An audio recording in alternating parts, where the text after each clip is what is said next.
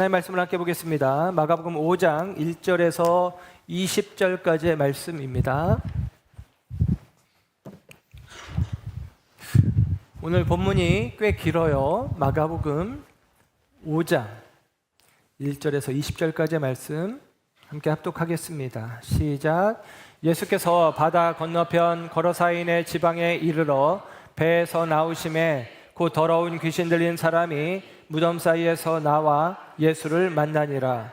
그 사람은 무덤 사이에 거처하는데 이제는 아무도 그를 쇠사슬로도 맬 수 없게 되었으니 이는 여러 번 고랑과 쇠사슬에 매었어도 쇠사슬을 끊고 고랑을 깨뜨렸음이러라. 그리하여 아무도 그를 제어할 힘이 없는지라. 밤낮 무덤 사이에서나 산에서나 늘 소리 지르며 돌로 자기의 몸을 해치고 있었더라. 그가 멀리서 예수를 보고 달려와 절하며 큰 소리로 부르짖어 이르되 지극히 높으신 하나님의 아들 예수여, 나와 당신이 무슨 상관이 있나이까? 원하건대 하나님 앞에 맹세하고 나를 괴롭히지 마옵소서 하니, 이는 예수께서 이미 그에게 이르시기를 더러운 귀신아 그 사람에게서 나오라 하셨음이라. 이에 물으시되 내 이름이 무엇이냐? 이르되 내 이름은 군대니 우리가 많음이니이다 하고 자기를 그 지방에서 내보내지 마시기를 간구하더니 마침 거기 돼지의 큰 떼가 산 곁에서 먹고 있는지라. 이에 간구하여 이르되 우리를 돼지에게로 보내어 들어가게 하소서 하니, 허락하신대 더러운 귀신들이 나와서 돼지에게로 들어가매 거의 2,000마리 되는 떼가 바다를 향하여 비탈로 내리다라 바다에서 몰사하거늘 치던 자들이 도망하여 읍내와 여러 마을에 말하니, 사람들이 어떻게 되었는지를 보러 와서 예수께 이르러 그 귀신 들렸던 자 곧 군대 귀신 집혔던 자가 옷을 입고 정신이 온전하여 앉은 것을 보고 두려워하더라. 이에 귀신 들렸던 자가 당한 것과 돼지의 일을 본 자들이 그들에게 알림해 그들이 예수께 그 지방에서 떠나시기를 간구하더라. 예수께서 배에 오르실 때에 귀신 들렸던 사람이 함께 있기를 간구하였으나 허락하지 아니하시고 그에게 이르시되 집으로 돌아가 주께서 내게 어떻게 큰 일을 행하사 너를 불쌍히 여기신 것을 내 가족에게 알리라 하시니, 그가 가서 예수께서 자기에게 어떻게 큰일 행하셨는지를 데가볼리에 전파하니 모든 사람이 놀랍게 여기더라. 아멘. 아멘. 자리에 앉으십니다. 긴 본문인데 잘 읽으셨습니다. 칭찬합니다. 오늘은 하나님 나라와 기적이라는 주제로 7번째 시간 거라사 광인을 고치시다라는 제목으로 말씀을 전합니다. 우리가 지난 시간에 예수님께서 바다 호수 저편으로 건너가시자 하시고 제자들과 함께 배를 타고 건너가시는 과정 가운데 풍랑을 만났죠. 광풍이라고 표현을 합니다. 그리고 예수님께서 그 바람과 바다를 잔잔하게 하시는 일들을 나타내셨죠. 기적을 행하셨습니다. 그런 말미암아 제자들이 생각하기를 그가 누구이기에 바람과 바다도 순종하는가, 그렇게 사장의 말씀이 종결되었어요. 의문문으로 질문형으로 종결되었다라고 말씀드렸습니다. 그리고 그 답이 오늘 본문에 나온다고 했는데, 오늘 본문 5장 7절에 이 귀신 들린 자가 거라사 광인이 큰 소리로 말하면서 그 안에 있는 귀신이 사실은 말하는 것이죠. 지극히 높으신 하나님의 아들이요, 그렇게 이야기를 합니다. 그러니까 여러분, 지극히 높으신 하나님의 아들 예수라는 사실, 예수님은 하나님의 아들이십니다. 그래서 여러분, 마가복음에 나오는 기적 이야기들은 예수님이 어떠한 분이신가를 드러내요. 그래서 마가복음은 다른 복음서, 마태복음, 누가복음, 요한복음, 마태복음, 마가복음, 누가복음, 이 세 복음서는 궁관복음이라고 하는데 같은 관점에서 기록되었는데 마가복음이 가장 짧아요. 마태복음은 28장까지, 마가복음은 16장까지, 누가복음은 24장까지 있습니다. 그러니까 마가복음이 가장 짧은데 이 기적 사건들에 대해서는 특별하게 좀 길게 자세히 서술을 해주고 있어요. 그 기적을 행하시는 예수님이 어떠한 분이신지를 설명하려고 하는 것이죠. 그래서 예를 들면 마가복음 2장에서는 중풍병자를 고치는 장면이 나오는데 예수님께서 병자를 그냥 고치면 되는데 뇌 죄사함을 받았다라고 선언하십니다. 그것 때문에 그때부터 이제 오해를 받게 되어지고 갈등을 빚게 되어지는데 예수님께서 죄사함의 권세가 있음을 나타내시는 것이죠. 예수님은 죄를 사하시는 분 하고 드러냅니다. 3장에서는 손 마른 사람을 고쳐주시는데 안식일에 그 일을 행하시면서 율법의 완성이요 안식일의 주인 되심을 선언하시는 거예요. 4장에서는 바람과 바다를 꾸짖어 잔잔케 하십니다. 그 일을 통해서 예수님은 자연을 억어하시는, 자연을 다스리시는 분으로 우리에게 묘사가 되고 있어요. 그리고 오늘 본문에서는 이 귀신 들린 자의 귀신을 쫓아내시는 과정을 통해서 영적인 세계 역시도 예수님이 다스리신다. 곧 예수님이 하나님의 아들이시다. 하나님의 아들 예수, 예수라는 이름의 뜻은 구원자거든요. 예수님이 구원자시다라는 사실을 우리에게 드러내 보이고 있습니다. 예수님은 오늘 본문 20절의 말씀을 보면 데가볼리 지역으로 가요. 그러니까 여러분이 볼 때는 갈릴리 호수가 이렇게 달걀 이렇게 위에 뭉툭하게 세우는 모양으로 갈릴리 호수가 있다면 이 갈릴리 서북 쪽에 있는 가버나움에서 동쪽 지역에 혹은 동남쪽으로 해당하는 지역에 데가볼리라는 지역이 있습니다. 데가볼리는 데가라는 말은 10이라는 뜻이고 볼리는 폴리스, 도시라는 뜻이에요. 10개의 성읍이 있는 지역이라는 것입니다. 근데 이 지역은 이방인들의 지역이에요. 그러니까 이방인들만 있지는 않지만 이방인들의 지역이기 때문에 제우스 신을 섬긴다든지 혹은 아프로디테, 우리가 알고 있는 바 이제 비너스죠. 그런 신을 섬기는 일들이 있습니다. 그래서 그곳은 이방의 갈릴리라고 불리어지는 지역인데 그곳으로 예수님이 지금 제자들과 함께 가게 되는데 마태복음은 그 지역을 가다라 지방이라고도 하고 오늘 본문에서는 거라사 사람이 있다. 거라사인의 지방이다라고 이야기를 합니다. 이 거라사라는 지역이 그 10개 도시 가운데 하나라고 생각을 하면 되고 갈릴리 동편에 위치해 있어요. 그래서 배를 타고 그 지역으로 건너가셨습니다. 그런데 거기에 오늘 본문에 보면 광인이 우리말로는 미친놈이 한 사람이 있었다라고 이야기를 해주고 있는 거예요. 예수님께서 그 지역에 갔을 때 미친 사람이 한 사람 나타나는데 그에 대한 묘사가 오늘 보면 3절에서 5절까지 표현하기를 그는 무덤 사이에 있었다라고 이야기를 해요.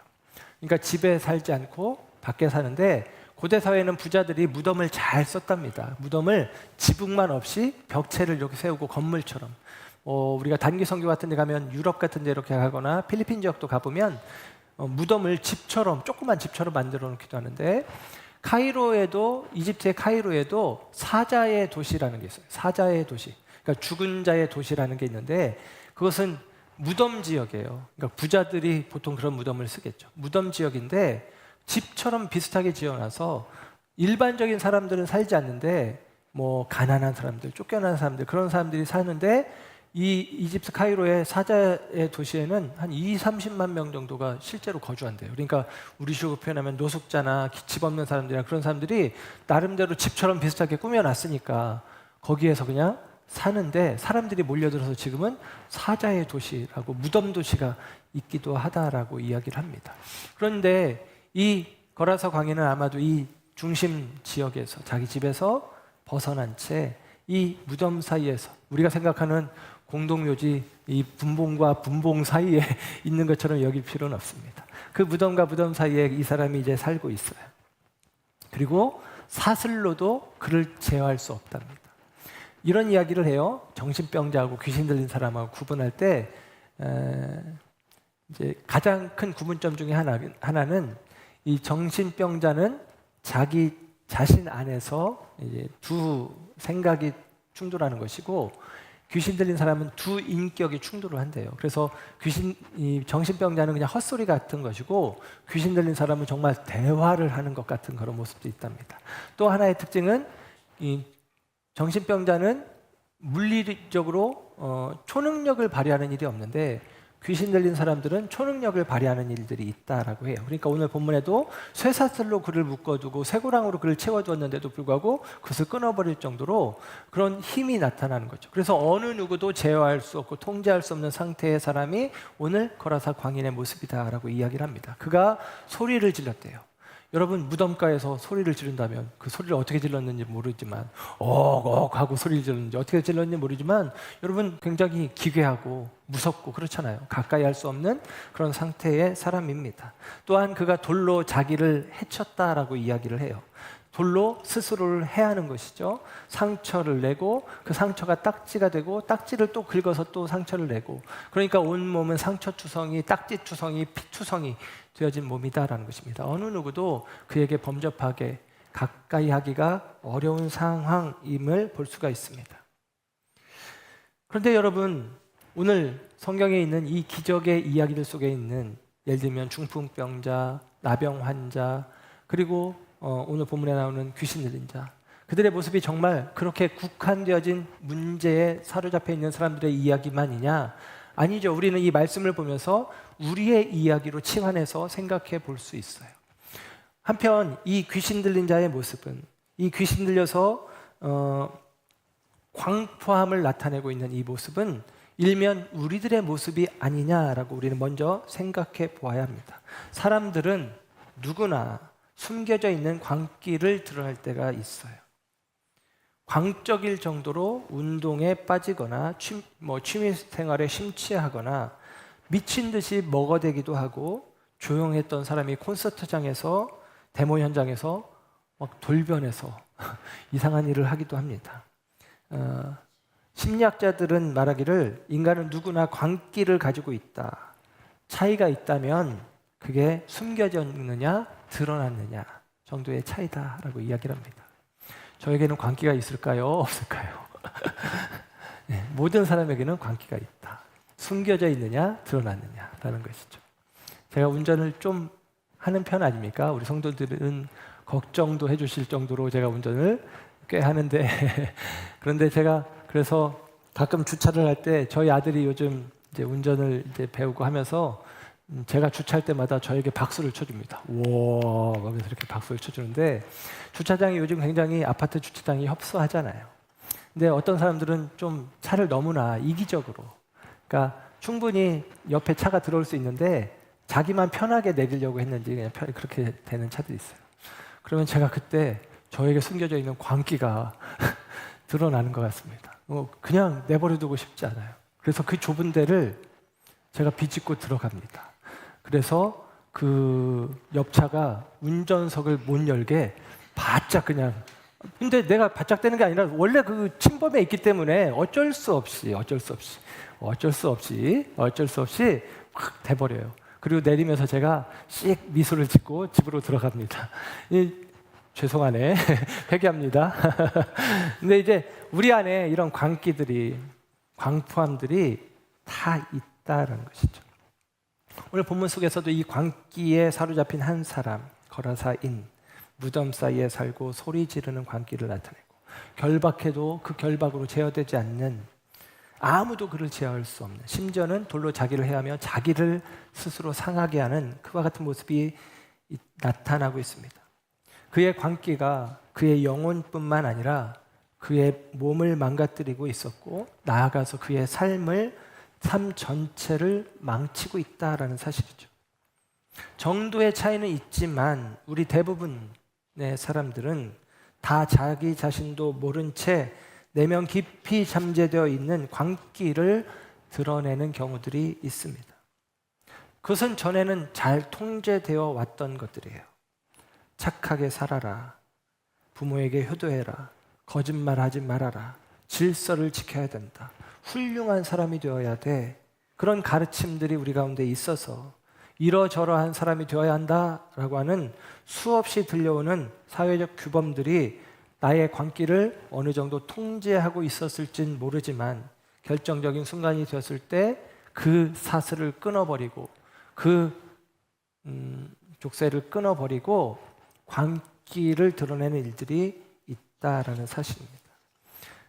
그런 순간이 우리에게 다가올 수 있어요. 숨겨졌던, 통제되었던 광기를 드러내는 순간입니다. 갑자기 아내에게 혹은 남편에게 소리를 지르는 경우가 있습니다. 때로는 폭언을 하고 폭력을 행하기도 합니다. 아내를 구타하는 일들, 자녀를 향해서 포악하게 대하는 일들, 어떤 경우는 무언가에 깊이 심취 하는 방식으로 광기를 드러내죠. 도박에 빠지거나 음란 사이트에 중독되는 일들이 있습니다. 우리들의 모습은 어떠합니까? 나는 그런 모습이 없어 안심할 것이 아니라 어쩌면 아직까지 드러나지 않았을 뿐 우리도 그런 모습들이 우리 안에 내재되어 있음을 인정할 수밖에 없습니다. 더 큰 문제는 누구든 그 광기가 드러나게 될 때 어느 누구도 어느 누구도 무엇으로도 그것을 제어할 수 없다라는 사실입니다. 여러분, 누구도 그것을 막을 수도 없고 무엇으로도 그것을 통제할 수 없다라는 사실이죠. 이 과정에서 우리는 우리 자신을 망가뜨리는 경우들을 경험합니다. 그 순간에 우리 식으로 표현하면 광폭함, 욱함, 화냄, 분냄, 그런 것들로 말미암아 우리 자신을 해하는 일들이 얼마나 많은지, 거라사 광인처럼 스스로를 해하는 일들이 우리 가운데 있다라는 사실입니다. 누군가에게 한마디 시원하게 쏘아붙이면 내 마음이 시원한 것 같지만 여러분, 그렇습니까? 그렇지 않아요. 오히려 우리 자신을 해하는 것에 불과합니다. 제 안에 숨겨진 광기 중에 또 하나는 우리 엄마를 향해서 저도 모르게 꽥 하고 소리 칠 때가 있어요. 눈을 막 흘길 때가 있어요. 왜냐하면 제 입장에서 너무나 속상하고 답답해서 그렇게 하는 일이지만 그러고 나면 제 마음이 그렇게 불편할 수가 없습니다. 그렇게 죄스러울 수가 없고 그런 것이죠. 시원합니까? 시원하지 않습니다. 어렵고 힘들고 오히려 그 모든 것들은 우리 자신을 해하는 것에 불과합니다. 그런데 이와 같은 광기가 우리 안에 내재하고 있다면 이와 같은 광기는 무엇으로 말미암아 우리 속에 있는가? 어떻게 우리에게 주어졌는가? 성경은 그 이야기를 우리에게 들려주려고 하는 거예요. 성경은 오늘 본문에 더러운 귀신에 사로잡혔다. 그게 이유라는 것입니다. 더러운 귀신이 이 거라사 사람을 사로잡았기에 이와 같은 광포함을 나타내고 있다라고 이야기를 합니다. 어떤 특정한 악한 영을 의미하기도 하겠지만, 그래서 실제로 우리가 귀신 들린 어떤 사람 그렇게 볼 수도 있겠지만 궁극적으로는 죄를 의미하는 거예요. 우리가 죄 가운데 사로잡혀 있기 때문에 우리 가운데 이와 같은 모습들이 나타난다라고 성경은 이야기해 주는 것입니다. 우리 안에 있는 이 악한 사탄의 귀신의 광기를 누구보다 진실되게 고백한 사람이 저는 바울 사도라고 생각을 합니다. 로마서 7장에 바울은 자신 안에 있는 또 다른 영에 대해서 이런 이야기를 합니다. 로마서 7장 19절 이하의 말씀인데요. 내가 원하는 바 선은 행하지 아니하고 도리어 원하지 아니하는 바 악을 행하는도다. 만일 내가 원하지 아니하는 그것을 하면 이를 행하는 자는 내가 아니요 내 속에 거하는 죄니라. 그럽니다. 내 속에 죄가 거한다. 내가 원하지 않는 것을 행한다면 그것은 내가 아니라 내 속에 거하는 죄다 라고 선언해요. 이어서 보겠습니다. 그러므로 내가 한 법을 깨달았노니 그 선을 행하기 원하는 나에게 악이 함께 있는 것이로다. 내 속사람으로는 하나님의 법을 즐거워하되 내 지체 속에서 한 다른 법이 내 마음의 법과 싸워 내 지체 속에 있는 죄의 법으로 나를 사로잡는 것을 보는도다. 그럽니다. 죄의 법이 나를 사로잡아 끌어내리는 거예요. 그렇게 되어지는 일들이 있다는 것입니다. 24절 오라 나는 곤고한 사람이로다. 이 사망의 몸에서 누가 나를 건져내랴. 우리 주 예수 그리스도로 말미암아 하나님께 감사하리로다. 그런즉 내 자신이 마음으로는 하나님의 법을 육신으로는 죄의 법을 섬기노라. 아멘. 여러분, 우리 안에 또 다른 법이 있다는 거예요. 죄의 법이 있다는 것입니다. 그 죄의 법이 내가 원하지 않지만 나를 그 죄의 구렁텅이 속으로 끌고 들어간다라고 이야기합니다. 그래서 나는 곤고하다. 오호라 나는 어찌하냐. 바울의 안타까운 고백입니다. 그리고 바울은 그 속에서 희망을 발견하죠. 오호라 나는 곤고한 자로다. 누가 나를 이 사망의 몸에서 끌어낼 수 있겠는가? 예수님. 스스로 묻고 스스로 답을 내리고 있습니다. 중세 가톨릭 교회는 죄의 몸을 통제해 보려고 많은 일들을 했어요. 광기를 보이는 어떤 사람들이 있다면 처벌하고 감옥에 가두고 심지어는 마녀 사냥을 통해서 죽이기도 합니다. 그와 같은 방식으로 세상을, 사회를 통제하려고 하는 일들이 있었습니다. 그러나 여러분, 사람들이 외적으로는 통제되어지는 것 같지만 사람들 내면 가운데 있는 내적인 죄책감에 대해서는 해결되지 않았다라는 사실입니다. 그것을 해결해 준다고 기껏 만들어낸 것이 면죄부 같은 거예요. 너 죄 사함 받았다, 네 가족 죄 사함 받았다, 걱정하지 마라, 괜찮다. 여러분, 그 거짓된 말들이 우리 내면에 있는 죄책감을, 두려움을 해결해 줄 수는 없다라는 사실입니다. 이 로마 교회에 타락한 종교에 대하여 종교개혁가들 루터, 칼빈, 예를 들면 그들 역시도 이전에는 고행과 금욕을 일삼았던 사람들이에요.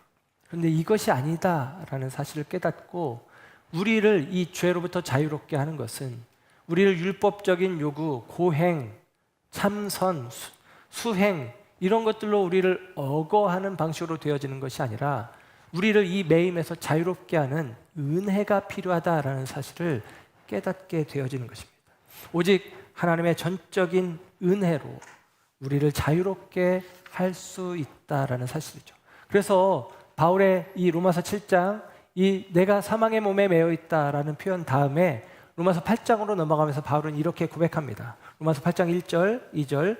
그러므로 이제 그리스도 예수 안에 있는 자에게는 결코 정죄함이 없나니 이는 그리스도 예수 안에 있는 생명의 성령의 법이 죄와 사망의 법에서 너를 해방하였습니다. 아멘. 여러분, 우리가 귀신에게 사로잡혀 매여 있던 우리들이 성령으로 말미암아 그리스도의 영으로 말미암아 생명의 법으로 말미암아 자유롭게 되어진다라는 것입니다. 그 생명의 법은 다른 것이 아니에요. 우리가 힘과 노력을 기울여서 이루어야 하는 율법의 요구가 아니라 하나님께서 우리를 위해서 예수님이 십자가 위에서 우리를 위해서 완성하신 은혜의 법, 그 은혜의 생명의 법이 우리를 자유롭게 한다라고 이야기를 합니다. 여러분, 세상 사람들은 이것을 납득하지 못해요. 은혜를 이해하지 못합니다. 왜 선한 자가 아니라 악한 자가 오히려 더 하나님의 은혜를 잊게 되는지 이것들을 이해하고 인정하는 거에 참 어렵습니다.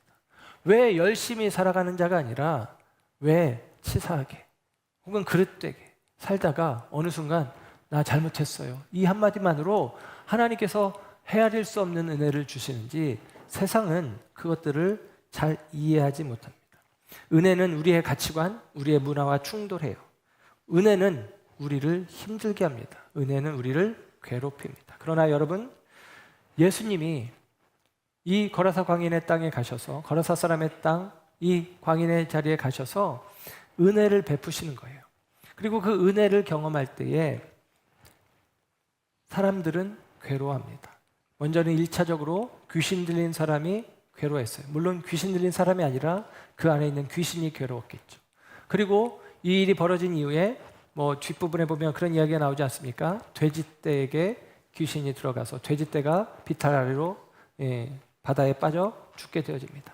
그런 과정들을 통해서 큰 손해를 본 사람들, 그리고 이 거라사 지역의 사람들이 또 예수님 때문에 불편해합니다. 예수님 우리를 떠나세요라고 이야기를 하죠. 여러분, 예수님이라는 존재가 우리에게 그냥 마냥 존재로 다가오느냐? 은혜의 원리를 알지 못하는 사람들, 은혜의 가치관, 은혜의 문화, 이것에 익숙하지 않은 세상의 가치관, 세상의 문화에 익숙한 사람들은 예수님이 사실은 불편하게 여겨질 수도 있다라는 사실입니다. 그래서 여러분, 저와 여러분이 우리가 세상에 속했던 우리가 은혜의 자리로 들어오는 과정 속에서 불편한 일들이 우리 마음에 있어야 되는 게 맞아요. 그러니까 복음이 들려질 때에 진리가 우리 가운데 선포될 때 복음의 말씀을 들으면서 내가 아무런 불편함이 없고 편안하기만 하다면 문제가 됩니다. 진리는 우리를 자유롭게 하든지 진리는 우리를 괴롭게 하는 거예요. 그래서 여러분, 진리의 말씀 안에서 완전히 새로운 가치의 체계로 나아가든지 아니면 진리의 말씀이 계속같이 여러분의 삶을 부대끼게 불편하게 할 겁니다.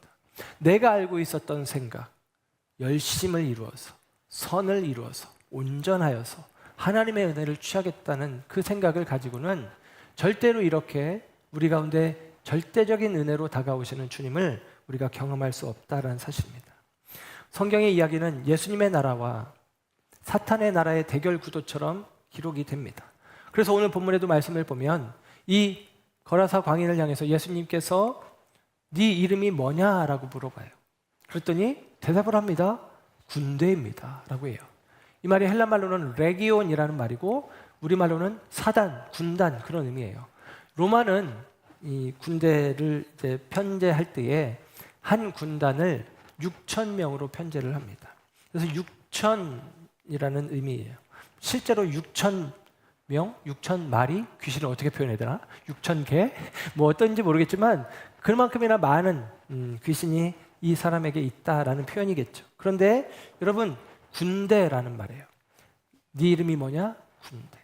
그래서 여러분, 이 의미는 예수님이 이 악한 세력, 군대와 맞서는 모습을 이야기하는 것입니다. 지금 이 장면은 한 귀신 들린 사람을 치유해주는 장면을 넘어서 영적인 대치, 영적인 대적과 맞서 있는 모습을 우리에게 보여주고 있다라는 사실입니다. 그리고 예수님은 그에게 명하셨어요. 귀신에게 그 사람에게서 나와라라는 것이죠. 그랬더니 이 귀신이 그 이야기를 듣고 나서 어떤 이야기를 하냐면 나를 이 지방에서 쫓아내지 마시고 나를 이 지역에서 쫓아내지 마시고 그래서 오늘 10절에 자기를 그 지방에서 내보내지 마시기를 간구하였다라고 이야기합니다. 나를 이 지방에서 쫓아내지 마시고 저기 돼지떼가 있는데 돼지떼에게 내가 들어갈 수 있도록 허락해 주십시오. 예수님이 들어가라 라고 이야기를 하는 거예요. 여러분 생각해 보세요.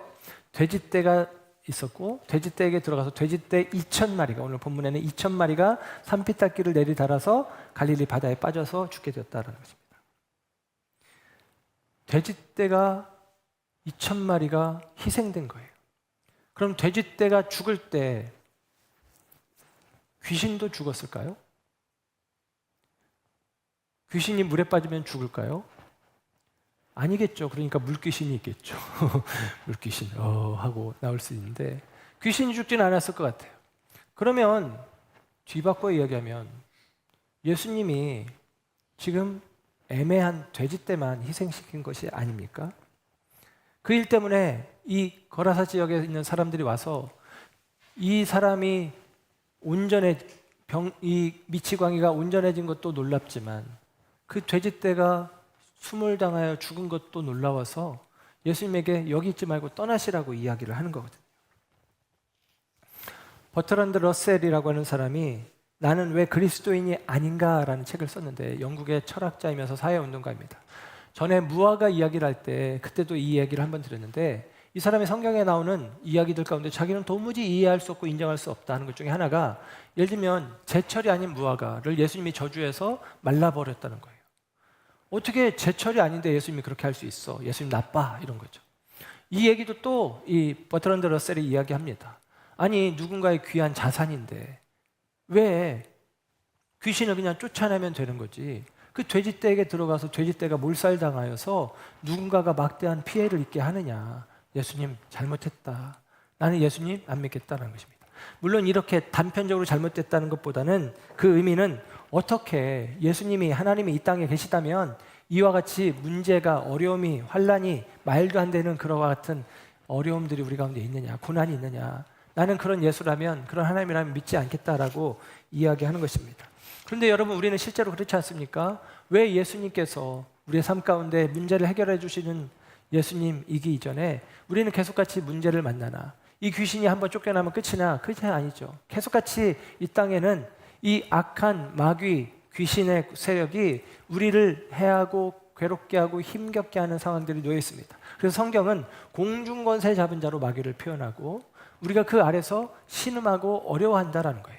그리고 그가 공중권세 잡은 자일 뿐만 아니라 아까 말씀드렸듯이 바울의 고백으로는 우리 안에서 우리를 깊은 침륜으로 끌고 내려가는 거짓된 마귀의 역할을 하고 있단 말이에요. 그것들을 왜 주님께서 완전히 해결해 주시지 않고 허락하시나? 오늘 본문에도 예를 들면 이 마가복음에는 우리를 다른 지방으로 보내지 마세요라고 이야기하는 동시에 누가복음에는 나를 무적행으로 넣지 마세요. 그렇게 이야기합니다. 무적행은 마귀를 가두는 것이거든요. 없을 무, 미처, 그리고 굴갱, 밑이 없는, 밑바닥이 없는 그와 같은 구덩이에 던진다는 거예요. 그렇게 하지 말라는 거예요. 그 얘기를 마태복음은 어떻게 표현했냐면 때가 이르기 전인데 우리를 괴롭게 하려고 하십니까? 그럽니다. 때가 아직 아니라는 거죠. 이 얘기를 종합하면 어떤 것이냐면 예수님께서 이 땅 가운데 오셔서 마귀의 세력을 제어하십니다. 예수님은 마귀보다 강하시죠. 꾸짖어 쫓아내시는 거예요. 그전에도 1장에서도 더러운 귀신을 쫓아내셨고 지금도 다시 한번 더러운 귀신 들린 자를 치유해 주시면서 예수님께서 귀신을 쫓아내십니다. 그런데 이것이 완전한 예수님께서 이루신 하나님의 나라가 아니라 이 과정을 통해서 예수님이 하나님의 나라를 가져오시는 분임을 분명히 이야기하지만 우리가 많이 알고 있는 표현이 제가 여러 번 반복했지만 이미 그러나 아직이라는 거예요. 예수님이 이 땅에 오셔서 십자가 사역을 이루시는 과정 속에서 하나님의 나라는 이미 우리에게 왔습니다. 그러나 그 나라가 아직 완성되진 않았죠. 우리는 이 이미와 아직이라는 사이의 시간을 우리가 살고 있는 거예요. 그래서 우리는 예수님께서 분명히 마귀는 예수님의 대적이 되지 못합니다. 귀신은 예수님을 상대할 만한 능력이 안 돼요. 군대 귀신이라도 예수 그리스도를 천군 천사를 대적할 수 없습니다. 그래서 마귀는 하는 일이 예수님을 대적하는 것처럼 보이지만 사실은 우리들을 미혹하여 하나님의 나라를 축소시키는 일을 하는 것이지 마귀의 나라를 실제로 세울 수 있는 자가 아니다라는 사실입니다. 마귀가 하는 일은 마귀의 나라를 세우는 게 아니라 하나님의 나라를 무너뜨리는 거예요. 무너뜨리는 일을 하는 것입니다. 그 하나님의 나라를 무너뜨리는 일 중에 하나가 저와 여러분을 무너뜨리는 거예요. 우리가 하나님 나라 백성, 하나님 나라 소유거든요. 우리를 무너뜨리는 일을 하는 것입니다. 그 일들을 주님이 유예 기간을 두고 허락하신 거예요. 우리를 무적행에 넣지 마십시오. 아직 주님의 때가 되지 않았지 않습니까? 아직은 우리가 완전히 무적행으로 들어갈 때는 아니지 않습니까? 그래서 주님이 유예 기간으로 그들에게 활동하도록 우리 안에서 거짓된 일들을 하도록 남겨주신 것을 이해를 하면 됩니다. 그 마귀가 없다면 우리 가운데는 고난도 문제도 없을 텐데 우리의 기대이지만 여전히 우리 현실에는 그 마귀는 남아있어요. 그리고 그 마귀는 우리를 무너뜨리는 일들을 합니다. 그 마귀를 숭배하라고 이야기하잖아요. 마귀와 예수님 사이에서 우리에게 이렇게 이야기합니다. 너 예수님을 숭배하지 말고 너 자신을 숭배하라 이것입니다. 네가 하나님이야. 네가 하나님처럼 될 수 있어. 네 마음대로 해라는 것이죠. 마귀가 자기 자신을 숭배하라고 하지 않아요. 우리 자신을 숭배하라고 합니다. 우리를 교만케 하는 거예요. 우리 스스로가 하나님 앞에 대적이 되도록 우리를 교만케 하는 것이 거짓된 마귀의 일들입니다. 여러분, 내가 예수님과 대적할 때, 내가 하나님과 대적하게 될 때 우리가 어떻게 되겠습니까? 깨질 수밖에 없죠. 상할 수밖에 없죠. 여러분, 우리가 예수 그리스도를 따라가지 않는다면, 예수의 편에 서지 않는다면 우리는 우리의 편에 서는 것이고 결국 우리는 마귀의 거짓에 의해서 우리 자신을 피폐하게 만드는 상황 가운데 놓일 수밖에 없다라는 것입니다. 오늘 이 귀신 들린 사람은 사실은 이 마귀로 말미암아, 이 귀신으로 말미암아 무엇보다 자기 자신을 피폐하게 만드는 사람이에요. 다른 사람들에게 광폭함을 나타내어서 문제되는 것을 넘어 자기 자신을 해하고 있는 사람, 그게 바로 오늘 귀신 들린 사람입니다. 그런데 그는 그 삶의 자리에서, 그 그릇된 자리에서 스스로 벗어날 수 없는 사람이라는 거예요. 왜냐하면 귀신에게 사로잡혀 있기 때문입니다. 예수님 배를 타고 이편으로 넘어오셨지만 다른 사람, 일반적인 병자는 이렇겠죠. 예수님, 내 병을 고쳐주세요. 예수님, 내 눈을 뜨게 해주세요. 예수님, 나를 만져주세요. 그런데 이 귀신 들린 사람은 그런 반응으로 예수님께 나아가지 못합니다. 오히려 예수님을 향해서 포악하게 소리 지를 수 있겠죠. 이렇게 주먹을 쥐고 치려고 할지도 모릅니다. 그런데 예수님이 찾아오신 거예요. 완전하게 마귀에게 갇혀있고 눌려있는 영혼을 예수님이 찾아오신다라는 것입니다. 여러분, 이것이 은혜입니다. 우리는 우리의 힘으로 이 눌림에서, 갇힘에서, 매임에서 풀어질 수 없는 자들인데 주님이 우리를 찾아오신다고요. 오늘 성경의 이야기는 마가복음 4장에 예수님께서 말씀을 전하시고 배를 띄워 제자들에게 건너편으로 가자. 마가복음 4장 35절. 그날 저물 때 제자들이 이르시되 우리가 저편으로 건너가자. 그리고 오늘 본문에서는 그 배에서 내리시고 그리고 이 귀신 들린 자에게서 귀신을 쫓아내시고 사람들이 와서 떠나십시오 해서 다시 그 자리에서 또 배를 타시고 그리고 오늘 읽지 않았지만 5장 21절에는 이렇게 기록을 해줘요. 예수께서 배를 타시고 다시 맞은편으로 건너가시니 그럽니다. 그러면 여러분, 배를 타고 와서 다시 배를 타고 건너가는 이야기 사이에 딱 한 가지 이야기가 있는 거예요. 이 거라사 광인을 예수님께서 귀신을 쫓아내 주셨다는 거예요. 그러면 이 얘기는 무엇입니까? 이 한 사람을 위해서 예수님이 지난 시간 말씀을 빗대어서 이야기하면 그 폭풍우를 뚫고 예수님이 오셨단 말이에요.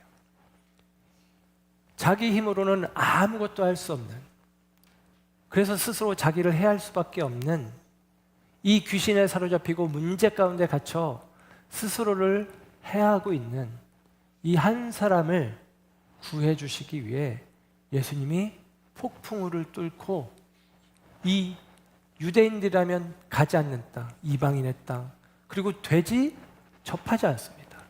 그런 땅으로 예수님이 찾아오셨다라는 것입니다. 여러분, 저와 여러분의 생애 속에 여전히 악한 마귀의 계계는 우리를 괴롭게 하고 그 속에서 우리는 많은 문제들을 만날 것입니다. 우리는 아직 하나님의 나라가 완성되지 않았기 때문에 그와 같은 마귀의 계계 속에서 힘들고 어려운 시간들을 보낼 수밖에 없을지 몰라요. 그 속에서 우리는 여전히 온전한 인격의 완성, 구원을 경험하지 못하고 내가 예수 믿고 있음에도 불구하고 여전히 내 안에 죄된 마음들이, 그릇된 마음들이 있음을 확인하며 낙심하고 절망하게 될지도 모릅니다. 그러나 여러분, 저와 여러분 가운데 큰 위로가 있습니다. 주님이 그와 같은 나를 폭풍우를 뚫고 찾아오셨다는 거예요. 주님이 내 힘으로는 어찌할 수 없이, 옴짝달 수 없이 거짓에, 죄에 매여 있는 나를 구원하시기 위해서 주님이 폭풍우를 뚫고 찾아오시듯 하늘로부터 이 땅 가운데 찾아오셨다라는 사실입니다. 그래서 여러분, 저와 여러분에게는 이미 이루어진 하나님의 나라를 바라보는 거예요.